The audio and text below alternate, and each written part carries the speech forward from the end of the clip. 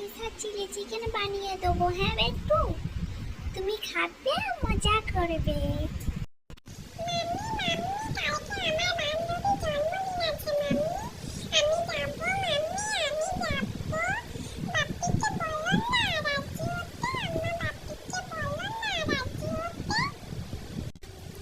তুমি কোথাও যাবে না, তোমার বাড়ি থেকে বেরোনো হবে না। তুমি স্কুল যাবে, পড়াশোনা করবে, বাড়িতে থাকবে। কোনো বন্ধুর বাড়িতে যেতে দেবো না আমি।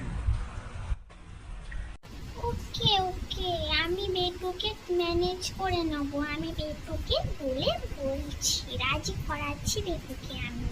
ওকে, তুমি রাগ করো না।